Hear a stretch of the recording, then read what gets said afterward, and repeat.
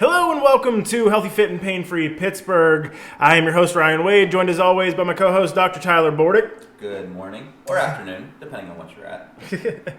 And today we are talking, we're jumping in on the topic of that, we work every day with many majority women over the age of 50. And something that we hear a lot is that they never wanted to start becoming strong until they realized that there was a weakness. And so today's topic is that there ain't nothing wrong with being strong. Yeah, buddy. And so we basically came up at, these are 6 points of emphasis that our clients came up with. And we wanted to just kind of break them down point by point on today's episode. And, so let's just dive into it. We want to try to keep a focus on making these episodes a little bit shorter. So let's just go into it. Dive away. All right. So, Doc, the first thing that the ladies brought up is that they've always been afraid to lose their feministic qualities. And so we're two dudes talking about this, right? And so it doesn't really make us the foremost authorities on the subject, but I think we've met and treated and worked with enough women to realize, what that actually means and where the fear is based from. So, can you explain a little bit where the error in thought is that women will lose their feministic qualities from getting stronger? Sure. We have wives. Isn't that close enough? Is it? You tell me. I don't know. So a lot of it, and this is not me saying this, is actually one of the members today. She mentioned that, she was afraid about losing her boobs, with working out. Some are afraid, boobs and butts. I hate to be stereotypical, but that's what you hear all the time. I've heard those 2 words come out of your mouth too many times this week. Not for this exact reason. Anyhow, so moving forward from there, but boobs and butts, and so women are afraid to lose that because they don't want to lose their figure or their curves that they get, and so I think that's kind of the big basis of where the worry is. Sure. And when we talk about strength training, right, we're strength training, to be defined, is using resistance training to gain strength. And strength by nature does not necessarily include your muscles getting bigger. Correct. Right? I think this is the first thing that when I think feministic qualities, right, in those points of emphasis that you're talking about, right, I also think of just the typical, I don't want to get bulky. Yeah. Right? I don't want to get bulky. I don't want to look like a man. Right? Well, we know that becoming bulky when you lift weights is something that you really need to focus on for a very long time and stay ultra dedicated to. Sure. Right? For anyone, not just a female, but a male as well. Like, I wish that I could, just start picking up weights and get super bulky. Right? But when we're talking about the female body, the resistance training is simply making those muscles more capable.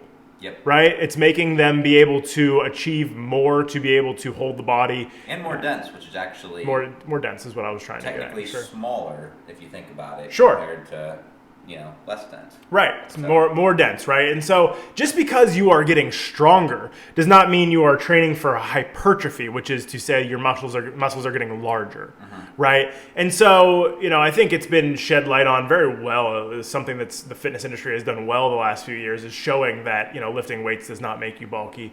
But where you are going to lose those feministic qualities, the boobs and butts, so to speak, right, is when you're strictly just focusing on cardiovascular.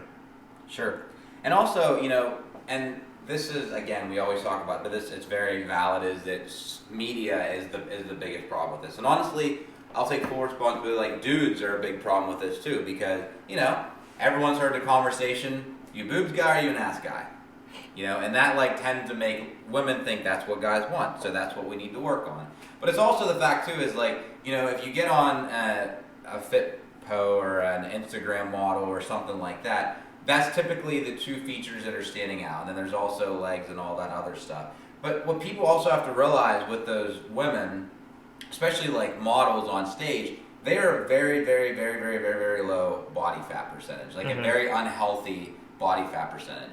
When you start getting into that low, like that sub 15% for a woman, which is very low, man. That's like a 6% for a guy. You know, that's extremely low, and that's where you're going to start losing that adipose tissue. And for the typical, and I use that in big quotes, the typical female doesn't really have to worry about that so much. Sure.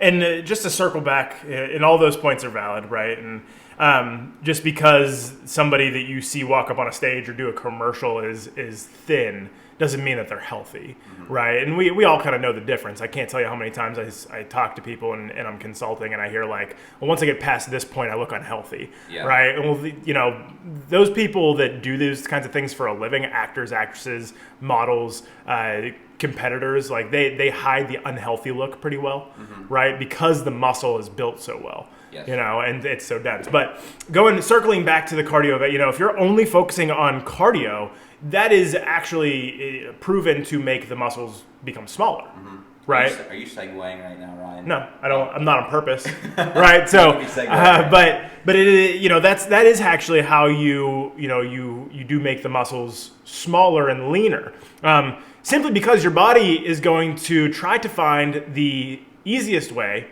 to adapt to whatever its most common activity is, so to speak, right? And so when you run, having heavy, dense muscle, not so great for trying to maintain long bouts of steady state energy expenditure. Yeah. Right? And so, you know, the body is going to start to adapt and transform itself into whatever is going to be the best for that activity, which when you're doing biking, running, jogging, cross-country skiing, right? You need to be light, right? You need to not have heavy force pounding into the ground every time that you strike with your foot or something along those lines, right? Sure. Which segues into our next topic, which is cardio is not the only way to lose weight. Yeah. So, see what I did there? Yeah. Go ahead. So, and you know, right off what Ryan was saying, perfect, you know, example of, yes, our body our body is adaptive, and one thing to remember is your body doesn't care if you're ripped, your body doesn't care if you look good naked, your body doesn't care if you can run a marathon. Every single day your body's prime responsibility is survival. So, however, you know, and you can look this up, like there's always the example of the sprinter, like the Olympic sprinter versus the marathon runner. Sprinters are typically have more muscle mass, are typically a little bit more ripped, like they're more defined, so to say, and have a somewhat of a healthier look depending on what your definition of that is. They're built for speed, not comfort. Exactly. Yes. Whereas you have a marathon runner, they're typically very, very, very lean. There's not a whole lot of muscle mass on them. Typically, like, I hate to use the term, but skinnier look to them. And so, two totally different looks, but that's because the body is adapting. You know, if you're someone who is running marathons, you don't need a lot of muscle. So your body's going to get rid of that muscle because it doesn't need it. And muscle, it eats a lot of calories. It eats away a lot of your calories. Hence why I say cardio is not the only way to burn calories. What are the other ways, Doc? So whenever you are lifting, for instance, your muscles have to adapt. So they get bigger, they get stronger, they get more blood supply there. And so you are going to burn calories a lot more with typical daily activities. So for instance, if you ever watch a professional bodybuilder go upstairs, okay, you look at a bodybuilder who is 6% body fat, ripped to the gills, but to go up a flight of stairs, they have to stop twice to catch their breath because that muscle expends so much energy.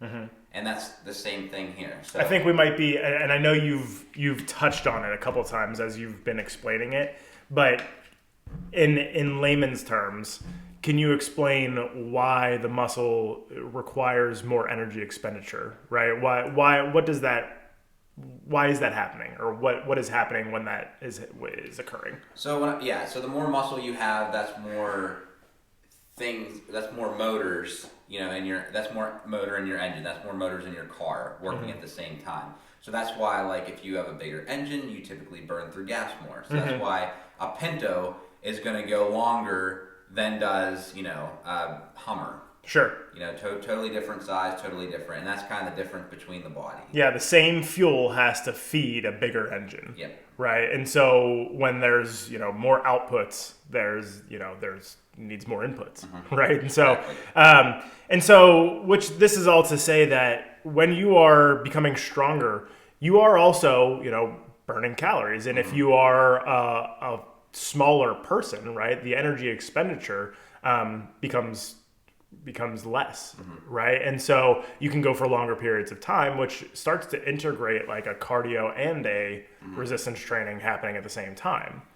And I mean, this you could really dive into a whole scientific thing, but to keep it simple, like if you ever go for a half-hour walk or even an hour walk, like let's make this extensive. You go for an hour walk, the next day, and you're typically not that sore. You typically don't feel that different. You're able to go throughout your full daily functions. Now, let's say one day, and you can ask the ladies after the workout yesterday, let's say you go through a workout, a pretty hard workout. The next day, you're feeling maybe a little bit more sore, you're feeling a little bit tired, maybe a little bit more hungry. So there's definitely changes there. Well, the reason being is because the body is still recovering from that workout. So, instead of when you go for that walk, that hour, you're burning the calories needed for there, and then after it, body doesn't really need to worry about that anymore. After a big workout, your body still needs to recover, so it's still using fuel sources to help you to recover through that. And so in that time, you're also going to be burning calories. So. Right. So it makes your everyday, the strength training, right, just makes your everyday function easier, right? And that I am segueing into that we never thought about function, right? The lady said that they never thought about function before, which is to say that going on a daily walk, getting stronger can help with that, right? Getting down and up off the ground, or getting up off the ground when in a situation where they need to, right? Carrying groceries. What else? What are other daily functions that people may not consider when they're thinking like strength training could really help me with that? Yeah. So like putting a box on top of your refrigerator, lifting laundry, or even like right now, playing with your son. You're getting down on the floor, you're rolling, you're getting, then you have to get back up, you pick them up. So things like that. Or even worse, not playing when they're throwing a tantrum and I have to like throw them under my arm and like carry them up the stairs. Right. Yep, there we go. Haven't got there yet, but Ryan's got all the experience there. But then like we talked about the other day, if you are a caregiver and you have to help out a significant other, whether it's helping them get off the bed multiple times a day, or helping them get out of the chair, off the commode, all that stuff. I mean, that's other ways that you need to be stronger. Which, by the way, if you're listening, last week's episode was an episode on Caregiver Strength. Or was that 2 weeks ago? 2 weeks ago, Caregiver Strength. So. Yes. So something else that people don't think about, and we were talking about this today during a session, is so let's say you're someone who, let's say you weigh 100 pounds. We're going to use an arbitrary number here. So you're 100 pounds, and all you do when you go to the gym is you get on a machine and you do 20 pounds. And you do 20 pounds for 15 reps because that's what you read on Health Magazine, or Dr. Oz talked about it one day. Light weights, high reps. Dr. Oz says I'm going to learn and I'm going to lose all my fat by doing that on my Nautilus machine. There you go. So, but here's the thing. You weigh 100 pounds. What happens that day that you slip on the sidewalk?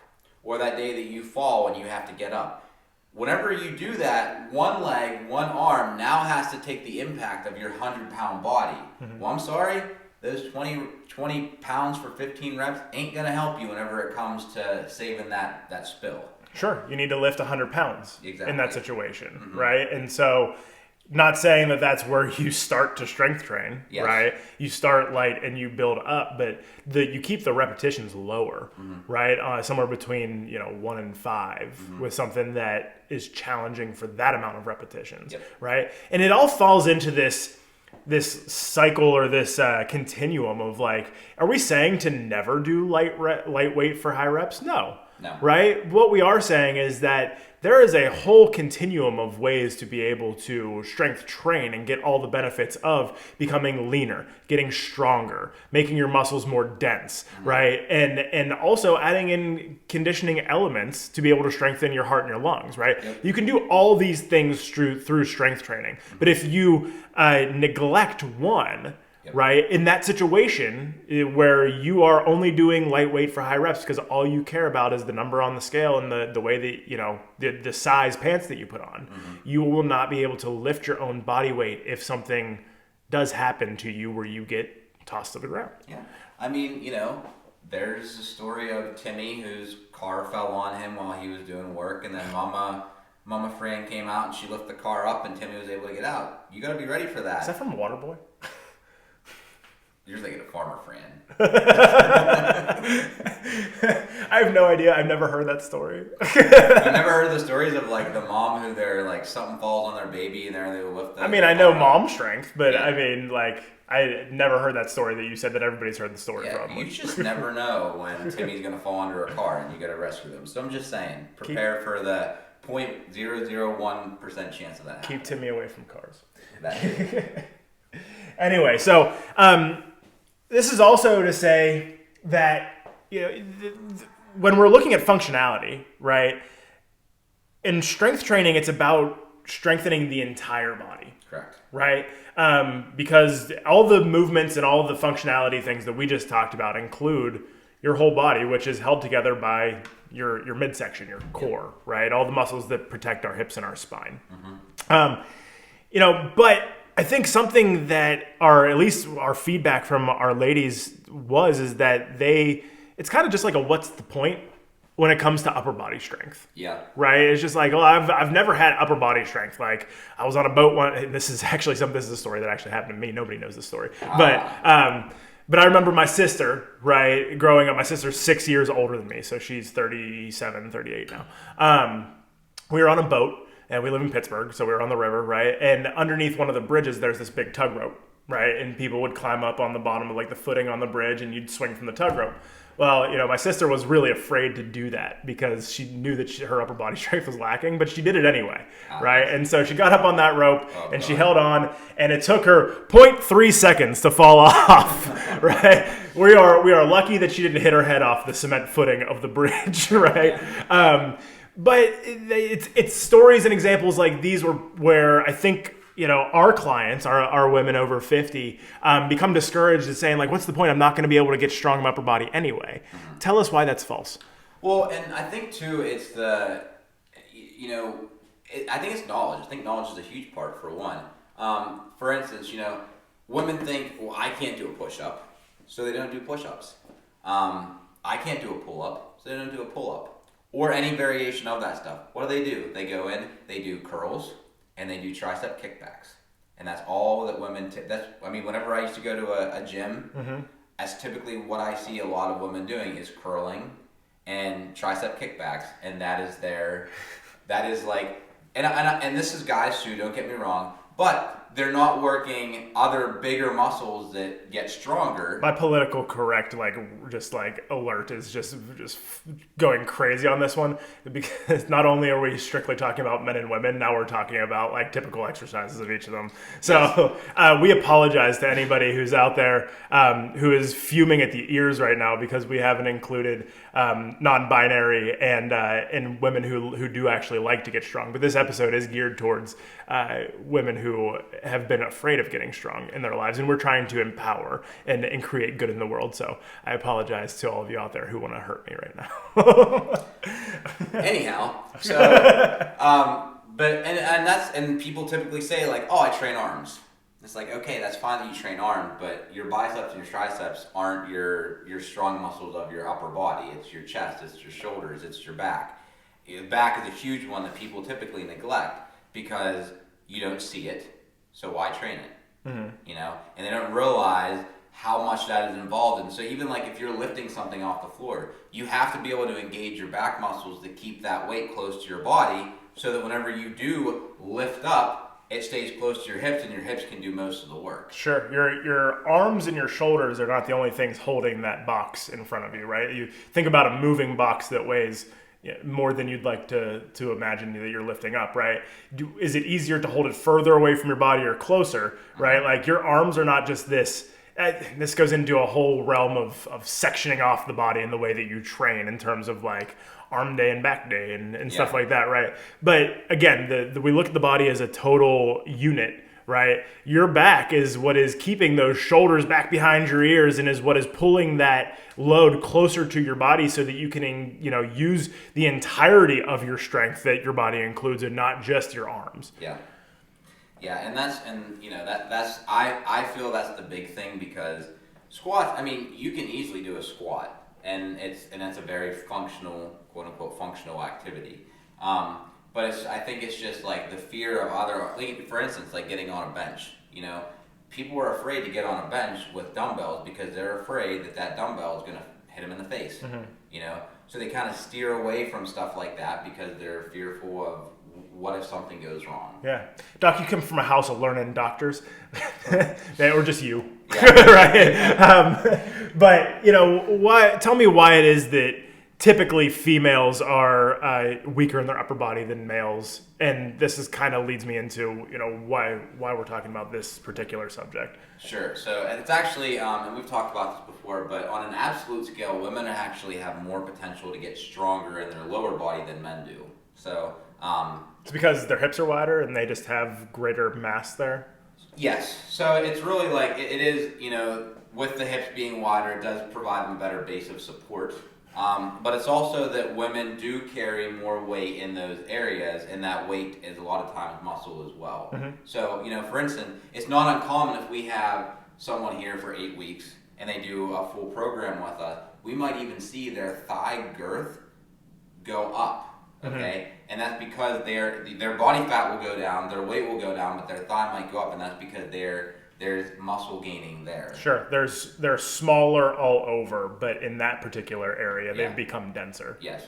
However, women do have more what's called slow switch muscle fibers in their upper body, and what that means is they can do things for longer periods with their upper body, and it's hard to say if that's actually because of that's the way they were made, or just because of the activities they do. I don't want to be stereotypical with this, but if you think of mom, you think of, she's doing the dishes, she's cooking, she's holding the baby, she's, getting kids dressed, she's doing all that stuff, and that's all like long, repetitious things. There's not a whole lot of lifting really heavy there. Mm-hmm. So it's, again, we go back to adaptation. Right. So this is to say that while females are predisposed to be weaker in their upper body, it does not mean that you can become stronger, right? You can absolutely become stronger in your upper body. You can absolutely gain strength and functionality in your upper body as well. I think it's too, not to interrupt you, but I think too, like, let's use an example of a push-up, because everybody likes to do a push. Like, a lot of our ladies here, like, they want to do a push-up. That's a big thing they want mm-hmm. to do. The problem is a actual for real push-up. Yes, not a modified. That's from the knee. I didn't say girl push-up. These are Connie's words, modified, right? If you've seen any of the videos of Connie's our 8-week giveaway winner. She's doing some videos for us to show just how strong a 57-year-old woman who has been previously inactive can be, right? And her goal is to do an actual for real push-up is what her actual words were. And that's the thing, like, because if you've never worked with a trainer, you don't really know how to progress it. So let's say you can't do a push-up. Okay, so what we're going to do now is we're going to put you on a very high incline. That incline could be as high as your counter or even the back of your couch. A wall. Like it could start off there and slowly work its way down to the floor. But people don't want to do that like at a gym because, let's be honest, it's embarrassing. When you have one person here who has 225 on a bar benching and you're overdoing the wall. Is it wrong? Not by any means, but people just don't want to put themselves in that situation. In a typical gym where you're mixed in with a bunch of other people who have very different walk of life, age, sex, income, discretionary, blah, blah, blah, blah, blah, blah, right? And so when we are surrounded in the wrong, and goes off into an entirely different topic, and jot this down because it's probably a good topic for another podcast, the environment in which you put yourself in to do the training that's right for you is critical to you getting the results that you want. Right. And so if you're somebody who is not comfortable with the way that you look when you're working out right now, going into one of those, mass market Globo gyms is probably not going to be the best area for you to focus on your growth. Sure. Right. And different topic for a different time, but just felt like that was needed to be said there. Yeah. Right. So Jumping into this last one, not a very good segue. No, I'm working on it. Not a very good segue.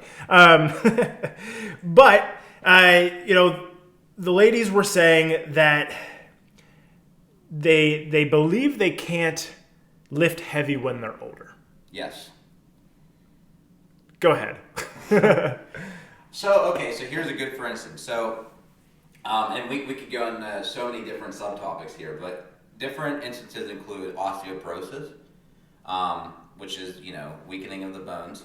It can include things such as menopause. So some brought up today, they felt like whenever they're on menopause, like some ladies, when they say when they hit menopause, they feel like they can't do anything. They can't lose weight, they can't gain strength, they basically just need to stay the same way for the rest of their life, deal with hot flashes and die. And that's not the case at all. Tell us why, because I can't tell you how many ladies that I've spoken with just over the last month going through menopause and are completely down on themselves. Mm-hmm. Right? And we understand why you feel the way that you feel, first of all, right?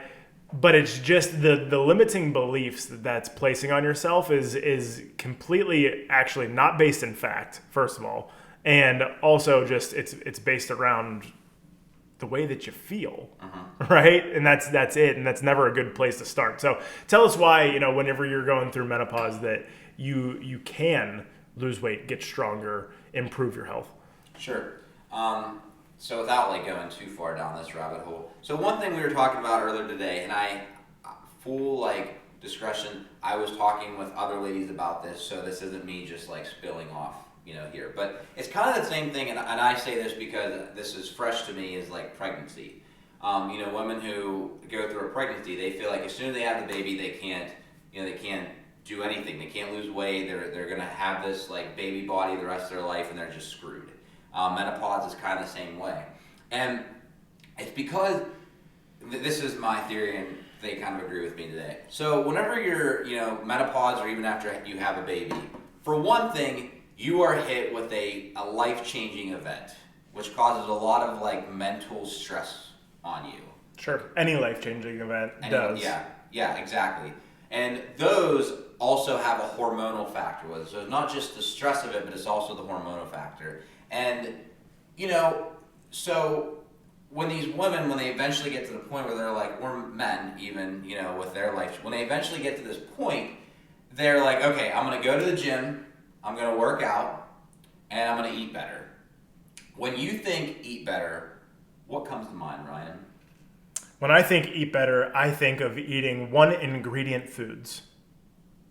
Okay, partially agree there. So when you think of salads, so what these women end up doing is, or people end up doing when they go to life, is they're going to I'm going to eat better, so they just eat salad all day, and they start working out, okay? Your hormones are already messed up. Or they're going through a change, let's put that, not messed up. Your hormones are already going through a change. You're already going through a stressful change. And now you are going to decrease your energy intake via calories. And then you're also going to expend more calories via exercise, which is going to send you into another downward spiral. Mm-hmm. And so they do this, and they don't really have the knowledge. They try to read things up, but God forbid, there's so much bullshit out there now. And then again, it's just a downward spiral after downward spiral. And eventually they're confused, they're even more stressed out, and they just don't have an answer to it. Sure. So I'm just going to put a pause on that because I think you're going in a good spot. But I want to say that just the main reason that people start to want to get healthier is that they are overfed and undernourished, right? Mm-hmm. But the answer to being overfed and undernourished is not being underfed and undernourished. Yeah. Right? It is being fed and nourished, right? And so that's kind of what you're talking about here. And so I just like to make get that clarity point out there. And one of the biggest problems that we deal with some of the ladies, one of the challenges that we come across when we work on their nutrition is typically not that they're eating too much, it's that they're not eating enough, and they're not eating enough of the right things. Mm-hmm. And then there's the fear monger there of oh, I don't want to up my calories. That doesn't sound right.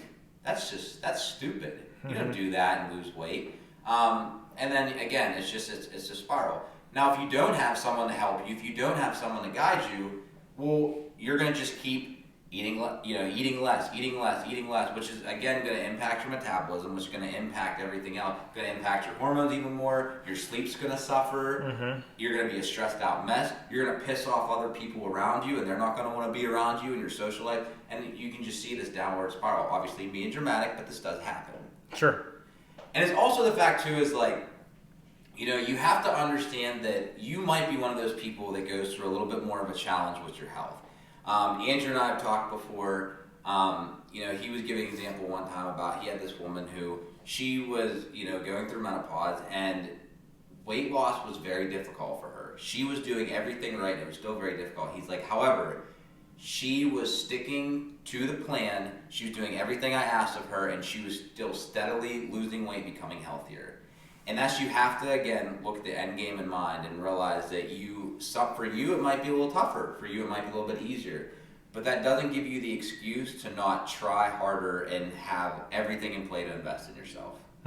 So. Yeah, absolutely. And so, to just put a nice little bow on what Doc was saying there is whenever you are in that age that, menopause is becoming a large part of your life, when you have any kind of major life event happen, you need to adapt your lifestyle to be able to accommodate that. And the best thing that you can do at any phase of your life is to make sure that you are, you're using your nutrition for being nourished and making sure that your body is healthy. And so the absolute wrong thing to do, and where most of the discouragement comes from when we see ladies trying everything they can, and rightfully so, or in their mind rightfully so, to try to lose weight in the range of where menopause hits, right? Yeah. I'm trying not to get too specific. Yeah. That they try to decrease everything, right? Which is not the answer, because your body, it needs all the nutrients that you can give it at that point. Yeah. And speaking of like malnourished, because we started talking about this and then we kind of went off into the tangent of menopause, but even like osteoporosis, stuff like that, there's plenty of research out there that proves that lifting heavier, and that's like, your 1 rep max is a weight that you can lift for one time without letting your form and everything else go to shit. If lifting 5 reps close to your 1 rep max, like that has been shown to actually help people who have osteoporosis, have osteopenia, falls, people who are a high fall risk. Like that stuff has been shown to help, because it does give you the power, it does give you the strength, it does give you the stability to be able to overcome those, so it doesn't become detrimental. So, quick side note there. Sure. Well, Doc, I think that we could continue down these lists of all the reasons why people maybe have avoided becoming strong in their lives, but we want to try to keep these things succinct and make sure that we can leave you with some actionable advice, as we always do. So, for the ladies who are listening, and the guys for that matter, if you've made it this far, good on you. We want to become stronger for all the reasons that we've talked about today. Where do you start? For one, don't let machines dictate your workout. So if you are someone who goes to a gym, I know machines feel safe, but they actually restrict you more than not using a machine. It goes back to when you have to get yourself up off the ground, you're not just using your arms. Yeah, a Nautilus is not going to get you off the ground. No, right? Because machines restrict essentially usually a single joint, right? And not only is that, not practical for living your life and becoming stronger in your functionality. Notice I'm not saying functional strength. Yes. Right? It doesn't improve your functionality, but it puts a lot of volume and a lot of undue stress onto a single joint. Yeah. Right? And you can wear them out pretty quickly. Yeah. Right? Exactly. So don't be afraid to jump off the machine and actually do something that involves like a full body movement, and you don't even need a weight. Yeah. Right? All you got to do is pick up any of the foundational movements, which I'll list them off for you real quick, right? It's a hinging pattern or a deadlift, a squat, a split squat or a lunge, right? A horizontal push like a push-up, horizontal press like an overhead press, a vertical pulling motion like some sort of pull up or something, even in between a pull up and a row, right? Somewhere in there, horizontal row, which is like just a row, right? And then your basically like your anti movements, like your core, like your planks, your side planks, your bridges, things like that, right? All of these are great places to start. Yeah. Now, if you can look up any of these on the Google machine, right, or on YouTube, where we have a lot of them listed on the Healthy Fit and Pain Free Pittsburgh YouTube channel, right? If you just take these movements and you do them like super slowly, right, you're going to gain strength, because tension is the foundation of strength. And if you cannot maintain the tension throughout the movements that we're showing you, that just shows you, where you have the greatest ability to become stronger, right? And so I always say these, and people give me like the sideways look of just like, well, you want to start by, if you have very little experience, or if you've never strength trained before, you want to start out by going super slow. And usually people want to go in and they want to be like, I want to work hard, I want to sweat, I want to lose my breath, I want to push it, right? Well, that's the attempt of trying to, undo 25 years in a day, right? It just, you got to crawl before you can walk, you got to walk before you can run. Go through slowly, start to build that base of stability and strength, creating tension in your muscles. That is strength training 101.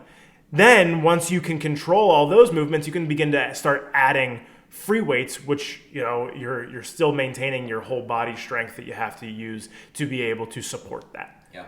And thirdly, don't be afraid to find someone who knows what they're doing and get help. I think a lot of times people were afraid to ask for help, even in the gym. I remember whenever I used to go to the gym, I'd see a lot of people walking around who I knew had no idea what they were doing, but they're afraid to ask help because, you don't want to be a burden on other people and blah, blah, blah. But don't be afraid to ask someone who knows what they're doing, and ask for tips on, like, if you can't do a push-up, if you can't do a pull-up, if you can't even squat, what you can do instead that's going to give you those strength benefits without compromising, danger. Sure. And if they're a good professional, they're gonna lead with value first, right? They're gonna give you the answers that you're looking for, just because, at least in my mind, if I give somebody, the best advice that I can possibly give them, even if they're not a client of mine, it's like, well, that's my free stuff. What's my paid stuff good for? You know what I mean? And so, that's essentially, don't be afraid to go and ask somebody in your local area that's a professional for advice on how to get started, what exercise you should be using.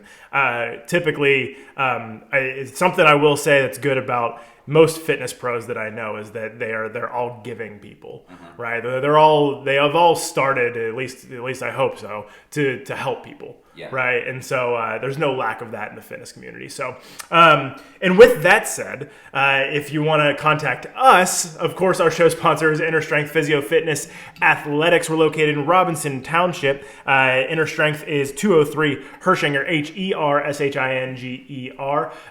Road, Coraopolis, Coraopolis, like two of the hardest words to spell. 15108 in PA. At Inner Strength, we help people over 50 get out of pain, lose weight, get stronger, improve their relationship with food so they can get back to the activities doing the activities they love with the people they love without fear of pain, re-injury, or embarrassment that they're not going to be able to perform at the standard that they hold themselves to. We do this in around a group of people who are going down a very similar road than you, because we do focus on just kind of mostly one set of people. We do, we have the physio side has a wider range, and, the athletic side has a different range. But in our little tight-knit fitness community of rock star women, everybody here is at the same level in terms of they're just trying to get here to live a healthier life, get empowered, and live the best life they can, as free and independently as they can. So give us a shout. You can do it on Facebook. You can do it on YouTube, Healthy Fit and Pain Free Pittsburgh. Look up Inner Strength, Google it, Inner Strength Physio Fitness Athletics. Doc, I just saw you doing some videos beforehand. Tell people where they can find you. You can find me at Dr. Dr. Tyler _Bordick. Cool.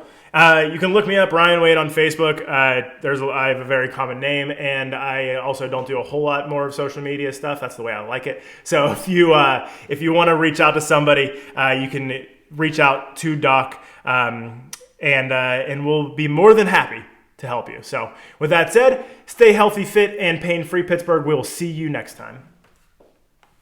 No bye? Bye.